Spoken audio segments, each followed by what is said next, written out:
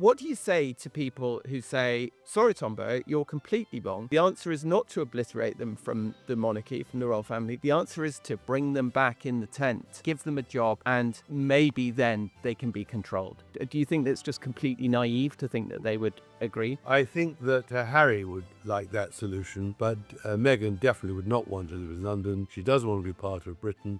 She wants to be a star in California. So I think that as long as they're married, that is a completely untenable solution. Welcome, Royalists. Forgive me for blowing my own trumpet. But tonight's episode is absolutely freaking sensational, and I am so excited. For those of you who don't know me, hello, I'm Tom Sykes. This is The Royalist, your new weekly destination for royal scoops and scandals. I've been writing about this extraordinary family for 3 decades. Now I'm bringing all my knowledge and insight to this hit new podcast. In all the years I've been covering the royals, I've never seen such a crazy disconnect between what the British legacy media are reporting and what is actually going on. Now, just this week, we saw a very vivid example of the rot at the heart of the cosy relationship between the palace and the British media, when Sky News' chief on-air royal correspondent, one of the most high-profile jobs in the world, left her role to go and work for, drumroll please, the King's press office. I wonder how many scoops Rhiannon Mills had to sit on while she was interviewing for that job. It's a very good example of why the British newspapers' royal coverage cannot always be trusted. Reading them, you'd be forgiven for thinking the royals are as popular now as they ever were under Queen Elizabeth II, and that King Charles is suffering from, well, a mild cold. In fact, the royal family is in the midst of its gravest crisis in literally hundreds of years. And here on The Royalist, I am able to bring you the uncensored truth on the royals that you won't get anywhere else, while staying a long way away from the fact-free conspiracies peddled on some other parts of the internet. With all of that being said, here is what's coming up on today's edition of the show. So let's get into the royal rundown. First, we have royal fashion with Plum Sykes. Which royal did the ultimate fashion flex and re-wore an item that they had first worn a cool 60 years ago? Then it's time for Tea with Tom. And I'm going to be spilling all the tea with my old pal, NewsNations' Paula Froelich, on the royal marriages under insane pressure that you will not believe. And lastly, we're going to get into a specially extended royal roast with none other than the forensic biographer Tom Bower, whose sensational new book, Betrayal, has been slammed by Meghan and Harry for revealing the incredible truth about their lives. So, first up, we've got our royal fashion with Plum. I am joined by the one, the only PS by Plum Sykes, the original Voguette, the contributing editor of American Vogue, also happens to be my sister, which is how I managed to land her week after week for my little podcast. Plum, welcome. Thanks, Tommy. It's so lovely to see you. We had an amazing flex by Princess Anne at the Nigerian state visit this week. Incredible. Plum, tell us about it. I mean, I don't have, obviously, any clothes that are 60 years old because I'm only 51 or 2. I can't remember. Princess Anne wore a coat that she had last worn 60 years ago. Is that correct? Well, 57 years ago she wore it. She wore it in 1969 to the Run Wild, Run Free premiere, actually, if you want to be quite precise. And there's this amazing picture of her with her hair up in these kind of 60s kind of beehive, looking absolutely incredible in this coat, which then had a different sort of jeweled collar on it because it was very, very 60s. Now, what I love is she went to the back of the closet again for the Nigerian state banquet, which was actually a very, very important, significant banquet because they haven't had one for them for 37 years in England. And they're really trying to kind of rebuild the economic ties with Nigeria, which is such an important country. And we've got obviously a long relationship with that country. She went to the back of the closet. She got it out again. 57 years later. I love that the royal family do that. It still looks amazing, okay? And what she's saying, without having to say anything, is, you know what? It's me. It's about me. It's not about what I'm wearing. It's not about the designer. We don't even know the name of the designer of this actually really beautiful coat. To me, it looks like it could have been like Norman Hartnell or one of those designers who worked with the royal family back then. But you know, it stands the test of time. And I think that what her and Kate are doing, because if we just sort of move into the Kate wardrobe sphere, let's call it, at the same party, was that Kate was also wearing an outfit that wasn't brand new. So there's that sort of flex of, actually, I don't have to wear the newest designer. I'm not a fashion coat hanger for some brand. There's something very chic and very classy about pulling that old thing out of the back of the wardrobe, which is what Kate did. So her dress was actually from 2021, a designer called Andrew Gien, who is a British designer, absolutely beautiful green chiffon dress with this most incredible blouson sleeves and hundreds of little tiny mousseline pleats. She had the very famous tiara on called the Lover's Knot. Very, very famous tiara, one of the most important tiaras in the royal collection. And, you know, she just looks stateswoman-like, if that's a word. She's got the sash, she's got the cross, which is a special family order from King Charles. She's got these fabulous smoky eyes that she started doing. So she's looking quite kind of bang on trend and sort of kind of sexy. Do you know what I mean? It's like the kind of Gucci smoky eye. And she used to always do like a very hard line along her eyes that people criticize. She's now got the makeup right. She's looking pretty queen-like, if you ask me, Tom. What do you think? Yes. What really struck me from that Nigerian state visit, William obviously in his wonderful uniform, ceremonial uniform, Catherine in that incredible green outfit. It very much struck me as like, we are being softened up, aren't we, for King William and Queen Catherine? And this is happening, guys. You know, this is happening. This is what the monarchy is going to look like in, you know, let's say 5 or 10 years' time. It very much had that feel, didn't it, of the authenticity, the integrity, And might I add the thrift, which is such a sort of part of the monarchy. You know, Princess Anne in the old frock, Kate in the old frock. The Queen used to wear everything over and over and over again. And then they're looking like they are telegraphing, we are going to be slimmed down. We're not going to be extravagant. We're not all bling, bling, bling, brand new, brand new, brand new. Everyone cares about what we're wearing. No one's meant to know what Kate is wearing because she doesn't tell anyone. Of course, we can all figure it out in about 5 seconds if we're a fashion journalist with an amazing intern who can help us. But, you know, it's signaling this is a classy couple who are very in control of their image, who know exactly what they want to say, and they don't have to say very much to say it. I love what you say about the thrift. It reminds me of a story years ago. A guy that had worked with previously at the Evening Standard called Anthony Francis got a job as a footman at Buckingham Palace, and he was inside the palace for 3 months before they busted him.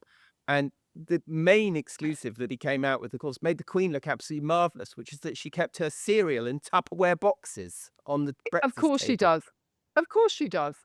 You know, the thing about the royal family is they're actually very sort of middle class at heart. They're not really rock and roll aristocrats. They're quite square, they're quite thrifty, they're quite budget conscious. And of course, we know they have fabulous lives behind the scenes, but they're smart enough to not be like Meghan and Harry flying around in private jets the whole time and doing these blingy kind of things and new clothes and new this and new cars and all the rest of it.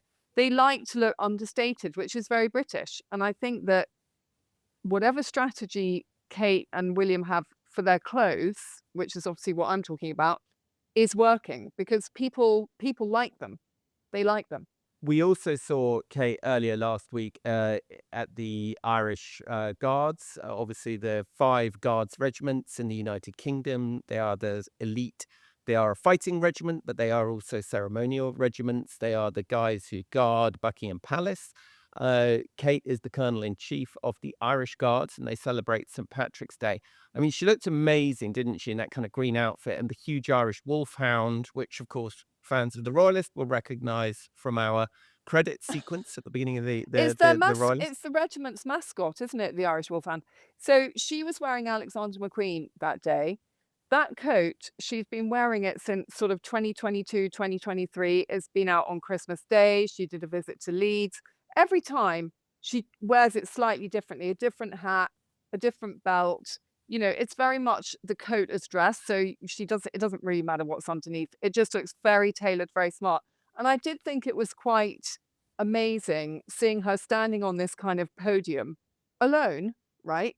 And taking the salute as the Colonel. I thought that was quite modern. You know, I don't know if maybe the Queen was the Colonel. I don't know enough about it, Tom, but I did think it was quite amazing. She looked incredible and very poised. And the clothes were perfect. And obviously the colour is perfect with the shamrock and everything, because she gives all of them a shamrock. No, it's fabulous. She looked fabulous. Although I'm told this year she didn't drink any Guinness because since her cancer treatment, she's stopped drinking alcohol. So how about that? Sensible, yeah. But actually, they're making a non-alcoholic Guinness, Tom. Did you hear that? Dave, it's been around for a while, I hate to tell you. Oh, okay, sorry. Well, I'm behind the trend then. But Tom, can we just talk about corgis for a minute? Talking of trends, are we allowed to do We have to talk about corgis. Okay, we have because- to talk about corgis. Yeah. Now, I want to tell you before you start, I want to tell you something about corgis. So there was an amazing story in the Mail saying that Sarah was going to clone the corgis for an American TV show, which prompted me to wheel out a yarn. It's my souvenir. Right. Prompted me to wheel out a corgi story that I'd actually been saving for a top secret project, which I can't mention yet, which was that William and Catherine were incredibly irritated and annoyed at Sarah because she kept saying that the Queen was communicating to her from beyond the grave through the corgis. Oh, and what was the Queen saying to her through the corgis? That's what I want to know. You're marvellous. I love it. I mean, it is interesting that she gave Sarah the corgis, though. I do find that bizarre because obviously on Sunday when She didn't. Oh, She didn't give but her the then corgis. why has Sarah got the corgis? Are they stole them? Andrew and Sarah gave her the corgis in 2021 without consulting with the rest of the family against her wishes. The Queen's last dog was called Vulcan, and she was very clear, like a lot of conscientious pet owners, that she was not going to have any more dogs because Charles doesn't like corgis and William doesn't like corgis. Andrew and Sarah gave her the corgis. The first one died or something, and they gave her another one. She never walked those dogs. She was far too old. Like, she was... the whole thing was a mess. And when she died, they were just returned to Andrew and Sarah. Right, so it's a corgi conspiracy. It was a big suck up to the Queen that she didn't want. She was too old. She couldn't deal with it. And the dogs were theirs already. So they weren't given the dogs. But obviously, when this came out in the Mail on Sunday, Tom, I read it cover to cover because it was the most brilliant scoop. Probably one of the best tabloid headlines I've seen in years. And, you know, with everything that's going on in the world, don't we want a headline that says, Fergie plot to clone the Queen's corgis for reality TV, no less? It's not just cloning them, it's reality television.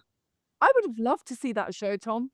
But there's a fashion angle here, I'm hoping. There's a fashion angle because I've been saying to you for several weeks now that corgis are cool, that corgis are trending, they're hot right now. And they are, because do you know what? Burberry has done a collab with the Royal Collection and they've issued a corgi brooch, which is unbelievably cute. And you know what, Tom? I've been trying to get a hold of the bloody corgi brooch for a shoot, and guess what? I can't get it. Not even for Vogue. It's selling out, like, and the Balmoral scarf. I mean, so what's interesting to me is that the Royal Collection are allowed to do merch, but if you're Meghan Markle and you do merch, you do get slagged off. Yes, indeed. On that note, Tom, I think we should just end there. I think we should. Plum, it's been a delight having you as always. Please make sure you'll see a little QR code on your screen. If you're driving, ask your personal digital assistant to find PS by Plum Sykes on Substack and sign up for all the fashion news updates you can possibly want. Plum, thank you so much for being with us. Thanks, Tommy. Bye. Okay, and now we're going to get into our next segment, Tea with Tom. Avast, fine lady. What? What is this handsome maiden who comes to the lair of the Royalists? Why, it is my old friend, Paula Froelich, back with me for tea with Tom. By the way, Tom, I just wanted to say you are my knight in shining armor, and I appreciate you. Well, avast, fine lady. Welcome. It is time for tea with Tom. Welcome to my old friend, Paula Froelich from NewsNation, the acerbic and witty commentator who is also my regular partner on our YouTube lives. She is back with me to sift through a series of astonishing, fast-moving developments around the York princesses' marriages. Now, Paula, would it be fair to say that your father-in-law potentially being the most sleazy man in the United Kingdom is not ideal if you have a trendy, fashionable design business? I would say it's not ideal for, I don't know, anyone, Tom. The problem is both Beatrice and Eugenie have husbands who are one owns their own business and one works for a company, and both most likely used their wives' royal connections to get more business. So, yeah, this is a huge problem. So, to catch you up, there was a big story in the Mail on Sunday this weekend saying that Beatrice, that there was basically trouble in the marriage of Beatrice and her husband, Edo Mapelli Mozzi, an Italian count, saying that Edo has been off swanning around Palm Beach, posting pictures of honey-coloured villas while Beatrice has been at home sobbing. Some may remember that I did a great exclusive about Beatrice being very depressed, very upset, unable to eat and unable to sleep. Well, Charlotte Griffith's extraordinary story in the Mail on Sunday, I think, casts a bit more light on why she might have been so upset. Right, Paula? Oh, absolutely. And Tom, he has gone to Florida twice in what is it, 3 months now? We're only 3 months into the year. He's gone not only to Palm Beach, but Fisher Island, the big billionaire hangout. And he's been posting all these amazing photos where he just looks so relaxed and happy and single. And Beatrice is at home in gray old England, just kind of banging her head against the wall, I'm sure, because no one is there to physically support her during this horrific time. And we know that Edo has, shall we put it, form in not sticking with marriages because of his relationship with Dara Huang, who's been a star of the Ladies of London TV show, which you've been really into, right, Paul? So tell us a bit about the background to this relationship. I mean, I think lots of people maybe don't know that Beatrice's husband, has another child from another relationship who was very young when he separated from the mother.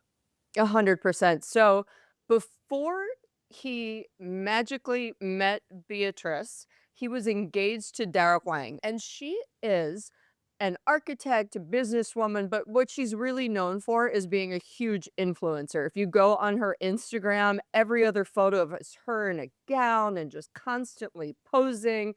I have friends who are friends with her, and they say traveling with her is very difficult because she always wants people to photograph her at all angles at all times. So, if she's in Rome, she probably doesn't know it except for the background.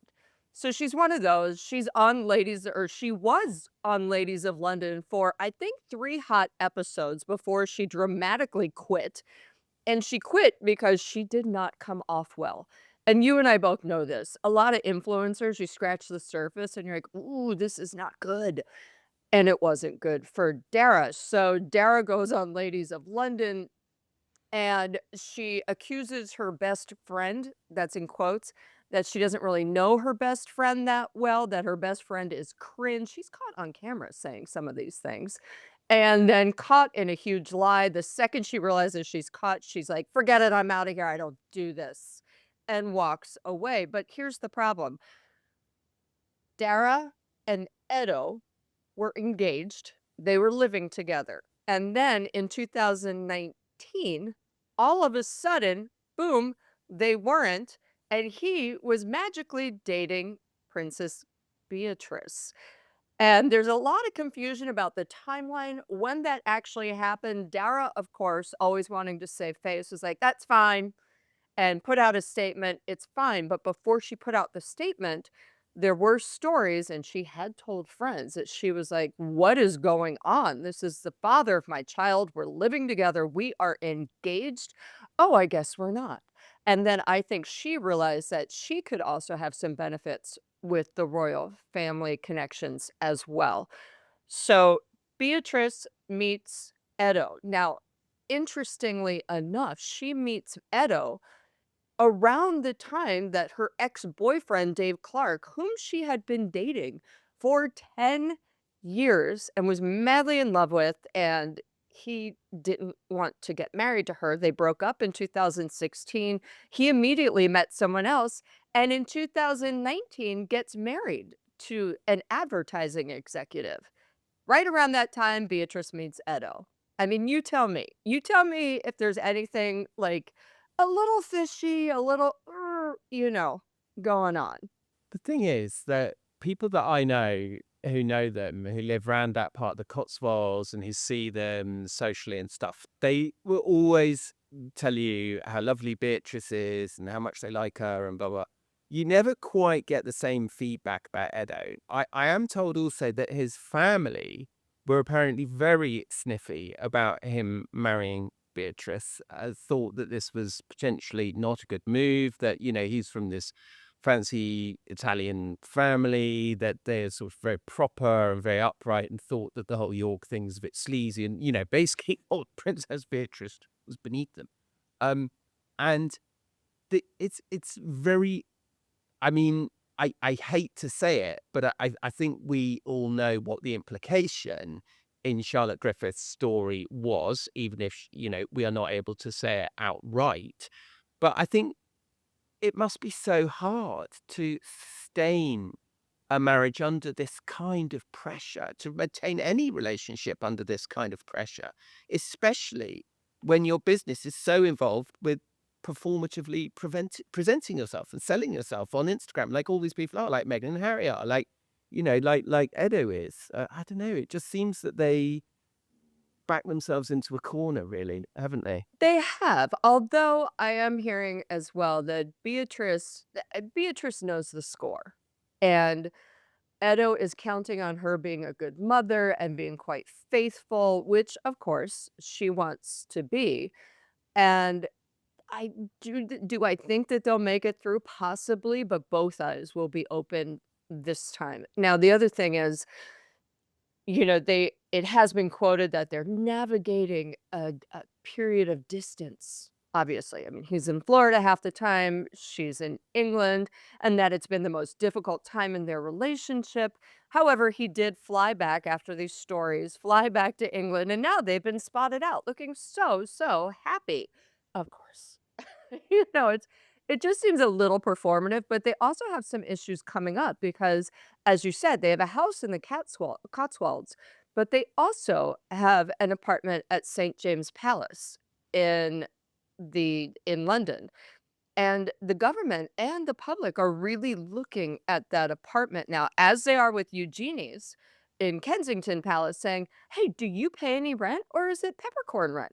And how much? And if you can afford a house in the Cotswolds, why are you not paying rent in London?"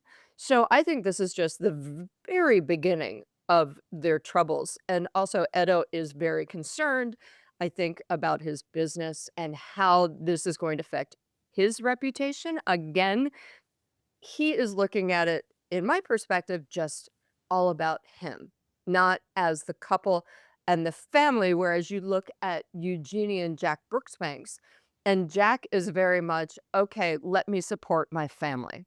And also that relationship not untouched by the scandal affecting the Andrew Mountbatten Windsor and Sarah Ferguson, reporting saying that they have had disagreements about what's the best way to support Eugenie's parents. Oh my gosh, 100%. I mean, Jack has apparently put his foot down and said, "Your mother, Sarah Ferguson, is not going to live with us. Absolutely not." Now, I can't say I blame him.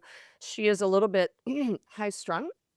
And she is also, very needy and just kind of takes up the oxygen in the room, which you can't really have when you have, like a 3-year-old and a 1-year-old at home, which is the age of their kids. But, Jack is in a difficult position. He manages the Costa del Sol project in Portugal, which is where they have a family home. Homes range 1 million and up. And of course, Sarah would be excited to go live there. And Eugenie is torn about how to help her mother. Not so much her father. Her father is kind of fine. He's got a free place to live for the rest of his life. Slurry pits notwithstanding. He might have a smell. That's okay. He's got a roof. Now, Sarah does not. She has not been seen since December. She's been kind of couch hopping all over the world, but again, she is high maintenance and she does need a place to hang her hat. Jack is saying, absolutely not, not here. And I need to look after my own family, which is actually quite sweet for Eugenie. But again, he and Eugenie had a much stronger basis than, her sister and Edo. They knew each other for a much longer time. They met in university. He was working in Verbier, she had gone skiing, and the family knows him. They're much more comfortable with him than they are with Edo. And my understanding is that Beatrice is closer to her parents, seemed to have been much more involved in the business deal, was there with the Newsnight interview, is often seen as the kind of Fergie whisperer. If you have a meeting with Fergie, Beatrice turns up alongside and kind of translates Fergie's mad stream of consciousness into English for you. Eugenie always seemed to have a bit more distance from them. We know that she pretty well stopped speaking to Andrew before Christmas. But Eugenie, I think, has this other problem, which is that she sort of allied herself with Meghan and Harry, lived in Frogmore Cottage when they were between houses, and then, of course, went out to California and allowed herself to be photographed with Meghan and Harry. She greatly irked William, I am told. So I'm not sure that Eugenie's got herself into a brilliant spot either, but we shall see. Paula, thank you so much for being with us. That was Tea with Tom, and it was just wonderful to have you here. You can catch Paula on her Substack, The Scoop with Paula Froelich. You can catch her on her YouTube channel, The Scoop with Paula Froelich. And you can catch her on NewsNation, which is her day job. And I recommend signing up to all of Paula's channels if you always only ever want to be informed and entertained. Paula, thank you so much for coming. Thank you, Tom. And I just want to add, my YouTube is at Paula Froelich. Thank you. Now let's get into our last segment, the Royal Roast. I'm honoured to be joined by the brilliant Tom Bower, who has delivered a brutal forensic takedown of the House of Sussex at its most fragile moment yet in his hit new book, Betrayal, Power, Deceit, and the Fight for the Future of the Royal Family. The book is not even out yet. It's published on Thursday, but it's already sending shockwaves through Montecito and Windsor with what he reveals about the collapse of Meghan and Harry's Californian dream. It's frankly staggering.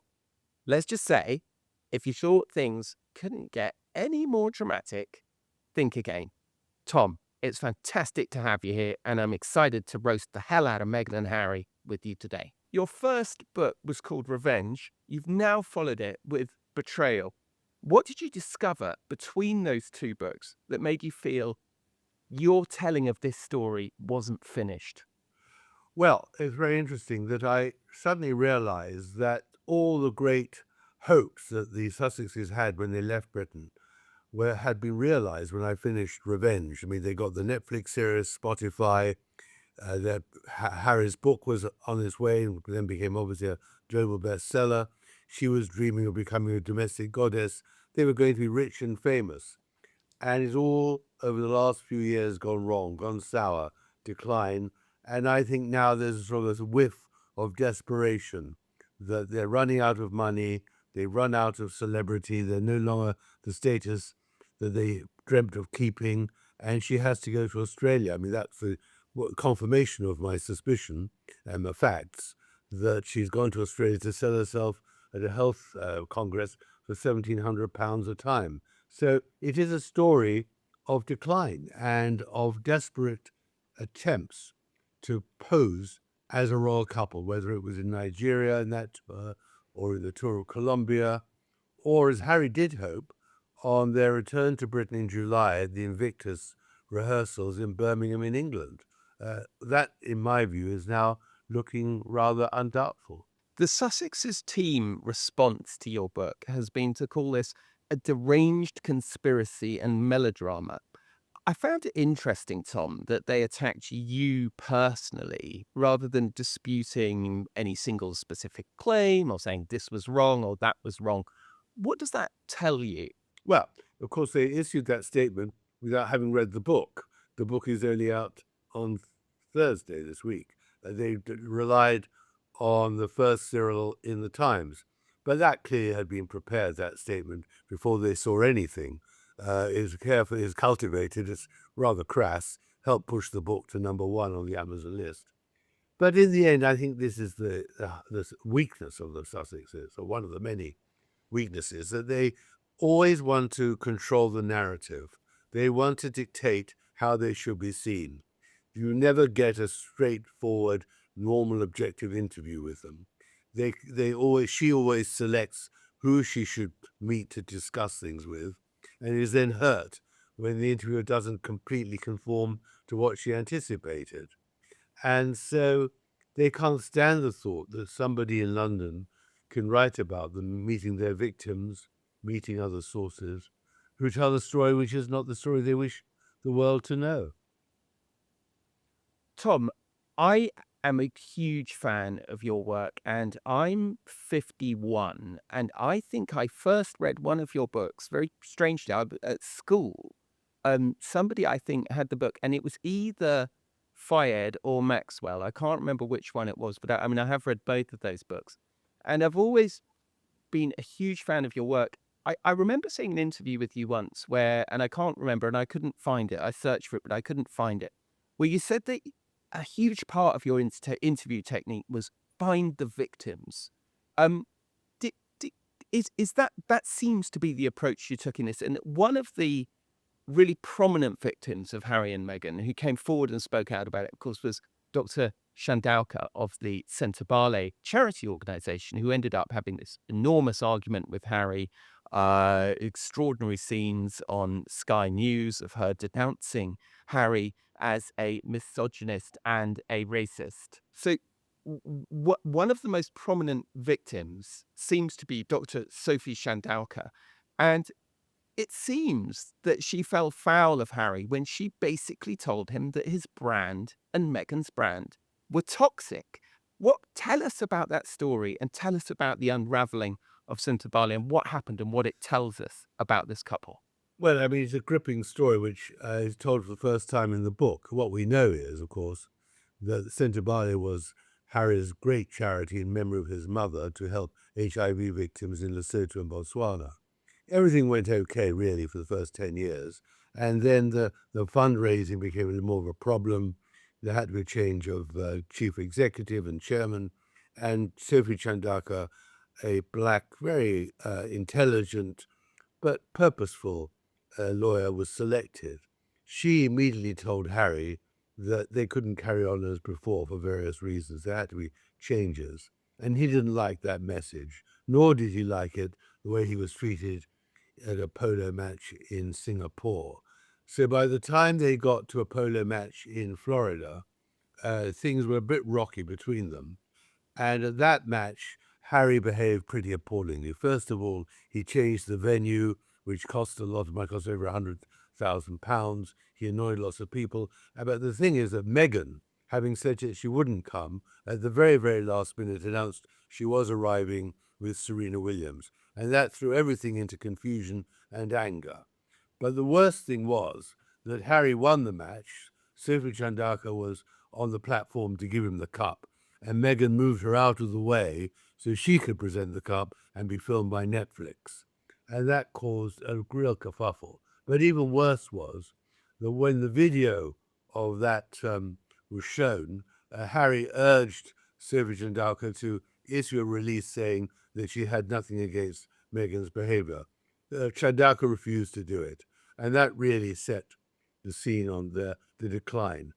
And then what happens is Harry tries to get rid of Chandauka, and Chandauka fights back. And the climax is this unbelievable interview on British television when Chandauka denounces Harry as a racist and a bully. And that was, obviously for Harry, absolute disaster. He left the charity soon after, and the charity still survives, but obviously his reputation was severely dented. Tom, I'm happy to tell you that you have just received a stunning, I hope I'm bringing you this news, a stunning review from my friend and mentor Tina Brown on her Substack. She has written her entire Substack newsletter post this week about your book. She talks specifically about the Chandauka incident, and here's what she says, which I think is such a brilliant Tina analysis of it. Bower's Harry is a dazed, distraught figure who stumbles around in a state of explosive chagrin. He is outraged when Sophie Chandauka, the assertive chair of Sentebale, the Lesotho charity started by teenage Harry, presents him with a brand audit in 2024, informing him that 50 organizations and donors believe he is now toxic to Sentebale's fundraising efforts. People don't want to be associated with your Netflix shows, and especially not with Meghan, she told him with a brutal candor that must have been a first for the grandson of the Queen. Harry was stunned. Johnny Depp, he replied wonderingly, still attracts a lot of money, despite the courtroom battles with his ex, Amber Heard. I mean, the self-absorption, the narcissism, it's unbelievable, isn't it? I mean, it's comedy gold. Yeah, of course, it's a writer's dream when someone tells you these stories, not least of which in that polo match, which I described a bit earlier, Meghan demands champagne and she wants an ice bucket. Told that there is no ice bucket at the polo field, she sends one of the flunkies off to buy one in town. I mean, this is a woman who has really, she makes Marie Antoinette look like a kindergarten teacher. I mean, this is amazing self-importance, and that's really what this story is all about. The self-importance of Meghan has undermined both Harry but also herself. And in the end, you pay a price for betrayal. You know, she betrayed the royal family, she betrayed her father, she betrayed friends, and now she's betraying really what Harry grew up to believe in. And we don't know the end. This is what's so interesting about this couple, that everyone in the whole world wants to know, how is this story going to end? And this is just one more milestone, this book. But the end must come in the next few years because it can't carry on the way it has done in the past. And obviously, there's so much tension. In your book, you paint a picture of a lot of tension between the couple, and a lot of that seems to be, how can I put it, like that Harry sort of changed so dramatically when he met Meghan, as you say. He cut off his phone number, changed his phone number from his friends. Camilla said he was brainwashed, another stunning revelation from your book. And Harry seems to have changed so much, but now he seems, as Tina Brown says in your book, very lost, very adrift. Do you think that he is happy? Do you think that this can continue, this kind of life with Meghan? Do you think it ends with a separation or a formal divorce? I mean, what's your hunch? Well, I think that he was quite happy in his royal duties until Meghan met him, and then sort of started stoking in him into a sort of huge grievance machine. Nothing was good enough. His accommodation compared to William's was tiny. He got to be sent to Fiji instead of to France. He didn't have enough money, and Meghan kept on making him unhappy. And that's, of course, why he said he had to go to America to save his wife, which is true. She wasn't going to stay in London. But now he clearly is unhappy. He looks unhappy. He sounds to his friends when he calls them in Britain unhappy. And I'm not going to predict divorce. Many people think it's inevitable, but I don't, because I don't think Meghan would agree to it unless she had an escape destination, another man. And I can't for the life of me imagine any man wanting to take on Meghan with all that baggage.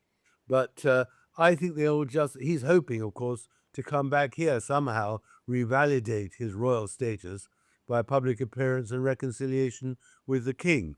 I don't think that's going to happen. I think Charles would be mad to do it, and I don't think William would allow it in any case. And so I think that's the whole point. At the moment, they're in a moment of paralysis. No money, no fate, no fortune, no global celebrity than what they imagined. It's not easy for them, and that's what makes it so interesting. How do they get to this position? That's the story of the book. What do you think was the lesson of Prince Andrew having his titles removed? Do you think that caused a chill in Montecito? Oh, absolutely. I think that must have shocked Harry, and he would explain to Meghan, listen, it's not as simple as we thought. They can't take our titles away. After all, until that happened to Andrew, there was always a statement that it would need a very complicated act of Parliament to deprive him of his titles. Suddenly, this amazing constitutional fudge, one signature on letters patent was the end of the Duke of York. And that actually must have shocked William. Now I think they're negotiating for him to relinquish the succession quietly. There's no doubt someone's gone to him and said, let's get the whole thing done with, without needing Parliament again. And of course, he's in exile now. He's in internal exile. It's like he's in Siberia, except it's called Sandringham. You write that Harry is isolated from Britain, his charitable activities threadbare, his desperation noticeable to many. What do you sense is his mood living in California? Does he feel that he has made a mistake? The problem with very arrogant, entitled people, privileged people, is to get them to the state where they actually admit a mistake is most unusual. They think everyone else is wrong. They're in the right. They are the victims of a dastardly conspiracy, as they put it themselves. But in his cups, I don't think he can be happy there, because after all, Californians tend to look over your shoulder when they're talking to you. He likes to be with his mates in Britain. He had a lot of very good friends. He's lost most of them. It's lovely sunshine. The ocean's beautiful. His house is obviously stunning. He loves his children. But what does he do all day? He's got nothing to do other than wait now for the end of his latest writ against court claim against the Mail Group. And by all accounts, it's not going as brilliant as he hoped. So, it's a mess. That's his real problem. Everything is a mess. And can he find a way out? He hoped Invictus in Birmingham would be the beginning of his way out. I think that now looks very, very unlikely. So let's talk a little bit about Invictus. You paint a fairly bleak picture of the Invictus Games in Vancouver. A handful of paying spectators, people being corralled in for photos, Meghan and Harry being demanding to be flown there by private jets, annoying all of the people at Invictus. Do you think that it's reaching a point where, because it feels to me like, okay, Harry's it for 2027, but can this really continue into 29 and 31? I mean, because ultimately you make this very, very good point, which is that a lot of the people who gave to Harry's causes did so originally because he was a member of the royal family. And now that he's taken to trashing the royal family and saying how awful racists they are and terrible people who have undermined and destroyed his life, those people understandably maybe don't feel so keen to be contributing. So do you think that Harry's position at Invictus is sustainable, or do you think we'll have Sentebale redux? Well, I don't think he'll make the same mistake of putting someone else in charge who would challenge him. But look, Invictus is a wonderful cause, a very noble cause for genuine heroes who have suffered. And it's a wonderful idea. The problem was, when I was in Vancouver, I was disappointed, to say the least, and surprised, to be frank, by the way it was run, by the atmosphere, which was desolate. by obviously this match at the beginning, which I watched, the baseball, wheelchair basketball teams, where the Americans fielded a very professional-looking team, who then left the field on their wheelchairs and all got up and walked away and did not have prosthetic limbs. They were all totally okay. Now, there's no doubt that there are mental illness afflictions from warfare too, and one's got to help those soldiers. They've suffered for wonderful causes for their country, but it just felt to me it was not what it was meant to be. The heart of the problem with it all is that it's Meghan's show. Invictus has become, at her demand and Harry's agreement, Meghan's chance to shine. She dominates when she's there. She's selling clothes, she's selling her brand, she's selling herself. The kiss which she gave Harry in the Vancouver arena was really quite deliberately for the press that were there and what all the cameras focused on her. The moment she left Whistler, nobody was interested anymore in the Invictus Games. Coverage, which had been pretty limited to say the least, disappeared entirely. And I think that's what the organisers object to too. Meghan was perhaps a draw and was definitely a draw worthwhile, but now I think she's tarnished, as is he, as you say. And I don't think they should let the games fall victim to the original architect. Harry has got to understand it is not Meghan's games, it's the soldiers' games. The Invictus Games is obviously such an important brand messaging opportunity for Harry. And you speak very specifically about how you believe that Harry has deliberately strategized the Invictus Games 2027 to be in Birmingham as effectively a Trojan horse to get him back to the UK, to kind of bounce the king into appearing alongside him. We've already seen a lot of briefing that other heads of states have always turned up at the launch of the Invictus Games, etc., etc. Do you perceive a cynical effort to have some kind of quasi-official engagement happening in the United Kingdom to bounce the king into a performative reconciliation? Absolutely. I mean, I do believe that because he was offered Washington as a venue, and that would be far more convenient. Birmingham was an odd place to choose, and I've no doubt at all that the briefings that the king was invited and everything else was all part of the reconciliation plan and the revalidation of Harry and Meghan and members of the royal family, which of course is all part also of this bid to get protection, because otherwise it would be phenomenally expensive.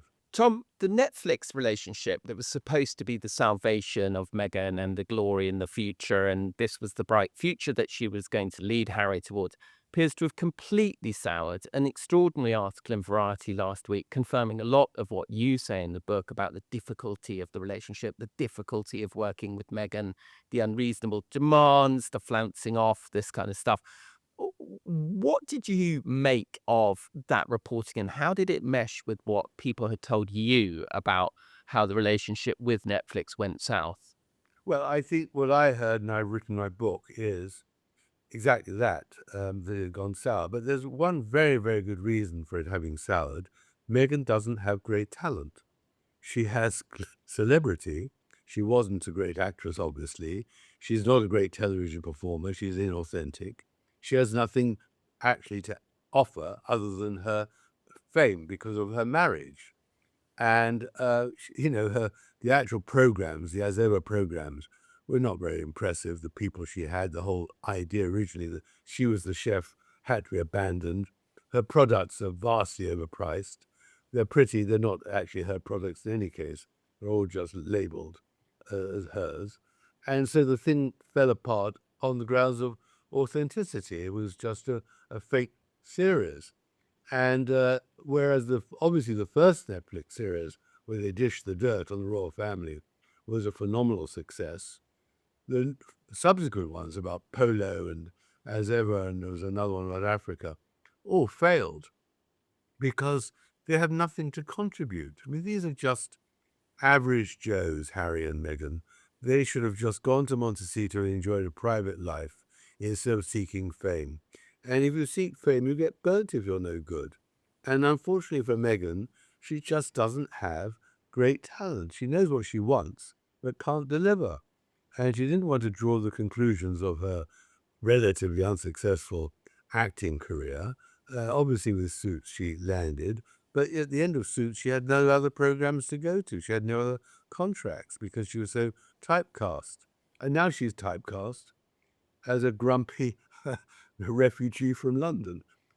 So it isn't good for her. Now, obviously, Netflix, having tried their hardest, I'm sure, after all, Ted Sunderus is her neighbour, just decided it wasn't worth the candle. There was no profits, no audience. They'd had enough of all her whining. I would strongly advise you. You've got exactly 3 days to download Revenge and listen to that first before you get to Betrayal, Tom Bower's new book. I actually listened to Revenge. It was brilliantly read, not by you, but by a very good voice performer. Um, One of the things throughout both Revenge and Betrayal that I really noticed about your portrayal of Meghan is that I can never decide. Sometimes she seems to have the sort of hide of a rhinoceros and laugh everything off, and every fresh disaster is just met with another glorious Instagram video. But you say that behind the scenes it's very different and that she's very sensitive and gets very upset. Well, that's what I do admire about Meghan. She is resilient. She never, ever reveals any hurt at all. When she is hurt, and she's mightily hurt by criticism, she withdraws and hides and waits until she's recovered, puts on some glamorous clothes, has excellent makeup, wonderful coiffure for her hair, and comes out smiling. She'll never let anyone see her in any way vulnerable or defeated. And she's a great actress in that sense. She's a great survivor. She learned that from her father in her childhood. Having to battle in Hollywood is not easy. And her father, believe me, is a decent man. He showed her, you never ever let your enemies see that they've won. So she will never concede in any way this battle of Meghan's reputation in public that she is other than perfectly right. And she's going to control the narrative. When she fails to, which she does repeatedly, well, she'll then retreat and come out again fighting. The problem is that those who have seen her, and not many, believe me, in private, see a very different person, someone who's very vulnerable and very unhappy that she isn't accepted on the terms that she wants. But what Meghan wants, Meghan doesn't always get. Tom, thank you so much for being with us. You were, when the Sussexes hit back at your book, one of the things that they said that they seemed to suggest that you were not a qualified commentator on this because you had once stated the monarchy depends on obliterating the Sussexes. Do you stand by that comment? Is it still your view? Do you think that the Sussexes represent an existential threat to the British monarchy? Well, by obliterate, I mean silence. The language probably was too strong early in the morning. But I do think they pose an existential threat. I do. I think that they could do huge damage still, especially if Meghan decides to write a book which will be faction to say fiction, but be filled with denunciations just like Harry did in his book. Yes, they can. I think as they get desperate, they could become more and more dangerous. And clearly Andrew is a huge danger to the royal family and the monarchy. The combination is quite dangerous, toxic, to say the least. No, I think they can. And the trouble really is that both King Charles and Prince William haven't found a way to neutralize the danger. And I don't know if there is a way. That's the problem, because whatever you would do with the Sussexes, you couldn't rely on them to be discreet and silent and obedient for very long because of what their own needs.